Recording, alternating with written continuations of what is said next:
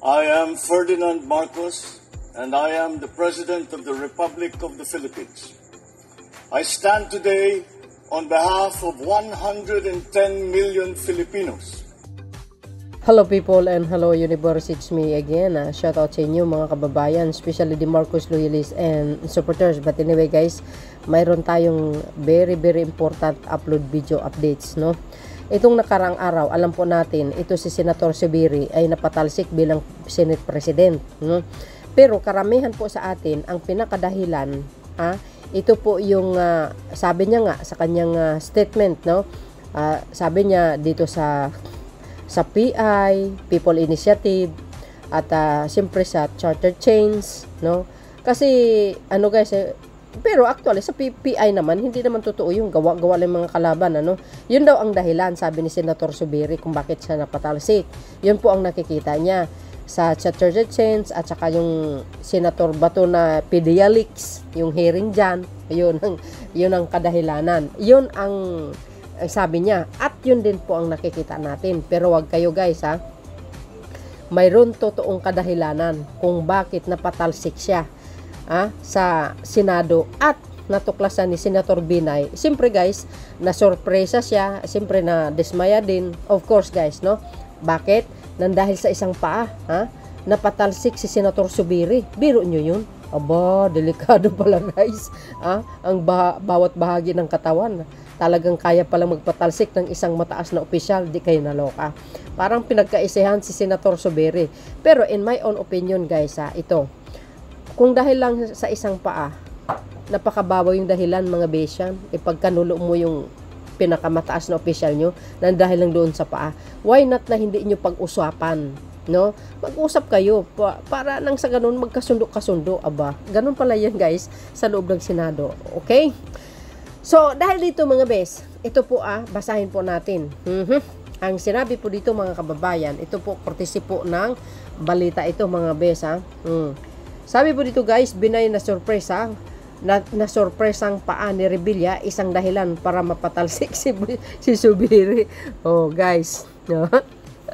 Nang dahil sa paa ni Senator Revilla guys, napatalsik si Zubiri. Di kayo naloka. Kung ano man ito guys, kung ano man si paa, basahin natin para kompleto Ricardo mga kababayan, para gusto ko malaman nyo, at malaman nyo ang buong katotohanan. Okay? Medyo weird para sa kay Senador Nancy Binay ang nalaman niyang isa raw sa mga nag-udyok sa pagpapatalsik kay Senator Mig Zubiri bilang Senate President ay ang namamagang paa ni Senator Bong Revilla. Okay, nako, agoy. Matatanda ang isiniwalat ni Senador Ronald Bato de la Rosa noong Merkulis, Mayo 22 na na-trigger umano muli ang planong patalsikin si Zubiri nang hindi dito payagan si Revilla noong una na dumalo sa plenary session online kahit na injured umano ang isang paa nito. Yan. So malinaw na malinaw dito mga kababayan ang totoong kadahilanan. Yun, dahil sa isang paa napatalsik nga si Zubiri sa paa ni Senator Revilla. Bakit? Kasi guys, namaga ito at naoperahan mga kababayan. Panoorin nyo dito mamaya sa video. Namaga ito mga bes, kaya hindi siya nakapag-attend sa hindi siya pumasok sa Senado. Now, ang gusto niya is online, no? Na umaten kasi nga hindi niya kaya. Well guys, there's a reason naman kung why hindi naka-attend si Senator Revilla, because nga hindi niya kaya at super sakit naman yon. So there's a reason naman mga kababayan kung bakit doon na lang siya sa bahay niya mag-attend ng online plenary session.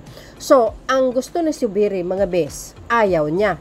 Ang gusto ni Zubiri is present si Senator Revilla kahit injured ang paa. So ano ang masasabi nyo dito mga kababayan? May mali ba si Zubiri? Or may mali si Senator Bong Revilla? May tama si Zubiri? May tama ba?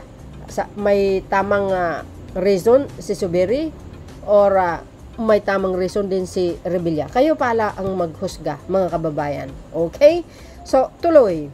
Yan paa ni Bong Revilla dahilan para mapasipa si Mig Zubiri bilang Senate President. Naloka ako, guys. Tulad ng sinabi ko, parang ang baba ng dahilan, guys. Tuloy natin. Basahin na.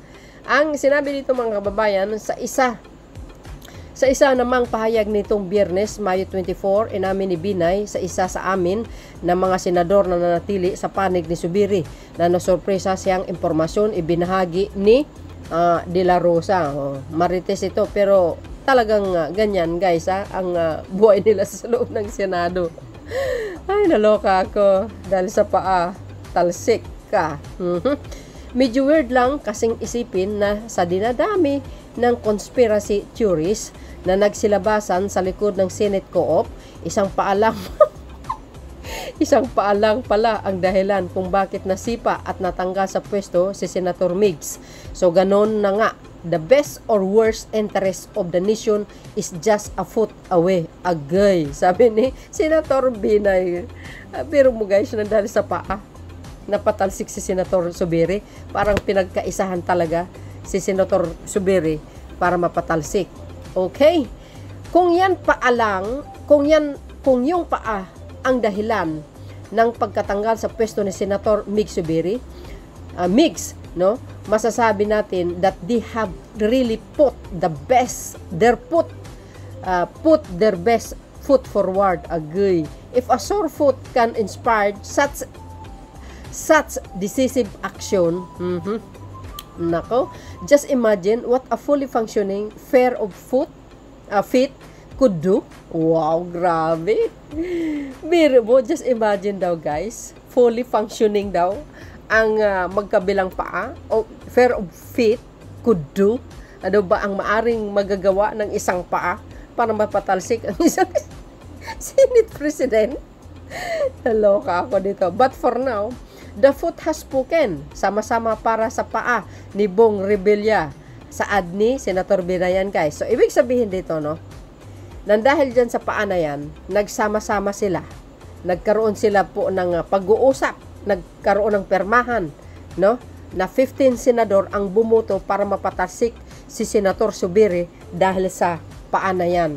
Dahil ayaw nga pumayag ni Senator Zubiri na sa bahay lang si Senator Revilla na umaten for online plenary session. Ang gusto niya personal. Agay, ibig sabihin pumasok sa Senado. Okay. Samantala, sinabi rin ng senadora na patuloy na magsisilbi sa Kongreso ang solid 7 block na binubuo ni Zubiri at silang 6 na senador na nanatili sa panig nito. 7 kasi guys ang hindi bumoto. Si Gatchalian, si J.B. Ejercito, si Villanueva, si Binay, at saka sila, 7 yan. Kasi 15 ang bumoto, kaya napatalsik, actually, ito si Bato, ang akala ni Zubiri ay hindi pumirma, mga kababayan.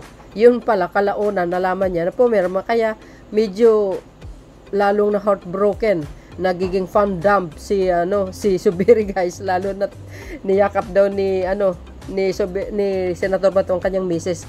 I think that is not intention naman, guys, na there's no meaning naman doon sa pagyakap. Parang na-hurt lang siguro or na-dismaya si Bato, kaya ganun, Hindi intensyon para yakapin, Parang lang yun, guys, dahil nga sa nangyari. Kumbaga nakisimpatya lang siya dahil na-heartbroken nga ito si Zubiri. So dahil dito, guys, solid 7 will continue to march forward in the 19th Congress. Agay. We will stand on 2 feet. Agay. Or 1 foot, injured or not. Agay. Not rest assured, we will always step up sa Binay. Agay. Mananatili silang nakatayo sa kadalang paa, mga kababayan. Isang paa man o dalawa, kahit injured man, pero tuloy pa rin ang kanilang trabaho. Okay? So, yan, guys, mananatili silang tumayo sa kanilang mga paa. Matatanda ang Lunes, May 20 nang nagbitiw sa pwesto si Zubiri bilang Senate President. Agay. So, guys, anong kapalagayan nyo dito? Tama ba si Zubiri? Or tama si Bong Revilla? Mali si Zubiri? Mali si Bong Revilla? Pero well, guys, sa akin, sana pinag-usapan na lang sana sila bilang mga magkasama sila diyan kaysa naman nagkainitan sila. O, di ba? No. So, yun guys, panoorin nyo itong video na ito para kompleto Ricardo, para malaman natin ninyong lahat, yun po ang totoong kadahilan na dahil sa paa napatalsik ang Senate President. Bow. So, yun guys, eto na. Siyempre guys, yung isa interesado naman bilang Senate President, agay. Pero guys, tandaan nyo si Senator Chis Escudero against po sa Chachayan. Pero I really hope, no, na mapagbigyan niya yung gusto ni Pangulong Marcos Jr., yung economic provision. Not political provision, only the economic lang. Sana, soon as possible, mapag-usapan at ma-implementa na yan, guys, So, ito, guys, panoorin nyo itong video na ito para lalong kompleto, Ricardo. Eto na. Concerning a member of this chamber with medical devices, apparatus, and apparently under rehabilitation, Mr. President, is he really required to be physically present? There will be good days, I assume, and there will be bad days. On good days, I'm sure he will attend. On bad days that he really cannot, all he has to do is to inform us without need of questioning his or any one of our members' motive or intent in not being able to attend. Yes. Mr. President, I joined the sentiments of our dear colleague, the gentleman from Sorsogon, 2 weeks ago. In the opening of our session, Mr. President, this representation made that motion, Mr. President, that while our good colleague, the gentleman from Cavite, underwent surgery, and it's not a simple surgery, Achilles heel is a major injury. And we made mention that Senator Revilla can participate online while he regains his mobility. Oh, you're not bedridden. Are you in coma? Are you in coma? Are you in coma? Hindi ganun. Pare, bastusan na tayo dito eh. Nire-respeto kita. Don't do that to yourself. We're rules-based. So yun guys, narinig nyo at nakita nyo yung video. Ito courtesy ni Katunying. Ay alam nyo mga kababayan, para sa akin lang katulad ng sinasabi ko, sana yung problema nila niyan hindi naman masyadong malalim, as in malalim, dapat pinag-usapan nila para hindi na uwi sa mga ganyang klaseng mga pagtanggalan-tanggalan. Well, si Senator Zubiri, ako guys, ang ano ko lang sa kanya, mabagal yung kanyang kilos, lalo na po sa charter change, pag-amyenda ng 97 na Constitution dito sa economic provision lang naman, parang hanggang ngayon hindi pa na nila pinag-usapan, pero ang House tapos na, no? Nasa third or second reading yata, no? So, yun lang ang ano ko kay Senator Zubiri, medyo mabagal. At isa pa, yung PDEA links, na alam po natin, medyo first, second, and third, naabot pa ng fourth. Alam po natin, malinaw naman doon na negative ang Pangulo, walang sapat na ebidensya, kundi gawa-gawa lang ni Morales. Dapat doon pa lang sa third reading, hinto na dapat. So, sa akin, medyo hindi po ko nagustuhan po yun. Well, hindi, kanya-kanya tayong opinion yun ang sa akin. Because, nagbabase ako sa mga dokumento na ipinalabas ng PDEA at of course, yung St. Luke's, no? So, anyway, dahil dito sa problema nila na ito, guys, ano ang kapalagayan nyo? May mali si Zubiri? Dahil ang gusto niya kasi, guys, is follow the rules ng ng Senado. Sa isang banda naman, sa akin naman, si Bong Revilla, dahil hindi niya kaya, pwede naman siya mag-attend through online. Kasi masakit kasi yan, guys, na-operahan, no? So, dahil dito mga bes, sa mga senador na ito po ang kadahilanan. Dahil sa paa na to, napatalsik si Zubiri. At isa sa mga nag-udyok na para patalsikin siya, itong paa ni Bong Revilla. Well, guys, ang bumoto sa kanya is 15 na senador. Di ba? So, very, guys, parang napaka naman, no? Napaka simpleng bagay. Dapat pag-usapan sana para hindi humantong sa ganyan. 'Di ba?